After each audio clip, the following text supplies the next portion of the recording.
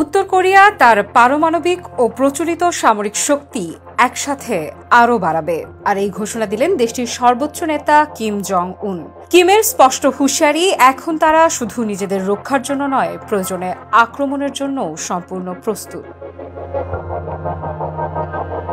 2019 সালের ব্যর্থ শীর্ষ সম্মেলনের পর থেকে পিয়ংইয়ং বারবার জানিয়েছে তারা কখনো তার পারমাণবিক অস্ত্র ত্যাগ করবে না। দেশটি নিজেকে ঘোষণা করেছে অপরিবর্তনীয় পারমাণবিক রাষ্ট্র হিসেবে। Korean central news agency KCNA জানিয়েছে কিম জং উন অস্ত্র গবেষণা কেন্দ্র পরিদর্শনের সময় বলেছেন পিয়ংইয়ং একযোগে পারমাণবিক ও প্রচলিত সশস্ত্র বাহিনী গঠনকে এগিয়ে নেবে। তিনি দেশের প্রচলিত সেনাবাহিনীকে আধুনিকীকরণের গুরুত্বের উপরও জোর দিয়েছেন।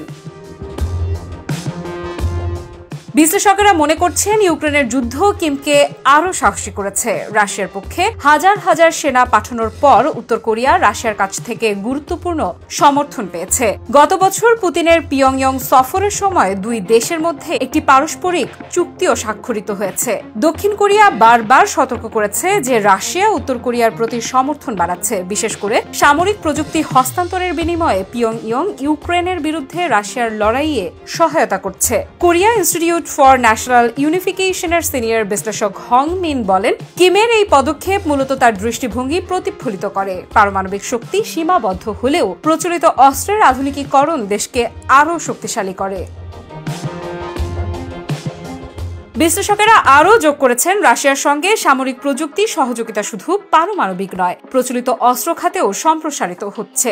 কিমের পরিকল্পনা মধ্য থেকে দীর্ঘমেয়াদী এজেন্ডা হিসেবে আসন্ন বৈঠকে উপস্থাপন করা হতে পারে। 2021 সালের জানুয়ারিতে শেষ দলীয় কংগ্রেসে কিম একটি উচ্চ বিলাসী সামরিক এজেন্ডা উন্মোচন করেছিলেন। সেটিতে অন্তর্ভুক্ত ছিল উচ্চতর সেন্সরযুক্ত গুপ্তচর উপগ্রহ, কঠিন জ্বালানি চালিত আন্তঃমহাদেশীয় ব্যালিস্টিক ক্ষেপণাস্ত্র এবং আধুনিক প্রযুক্তির অস্ত্র। বিশ্লেষকেরা ধারণা করছেন আসন্ন বৈঠকটি আগামী বছরের শুরুতে অনুষ্ঠিত হবে এবং এতে এই পরিকল্পনাগুলোকে আরও বাস্তবায়নের রূপরেখা দেখানো হতে পারে।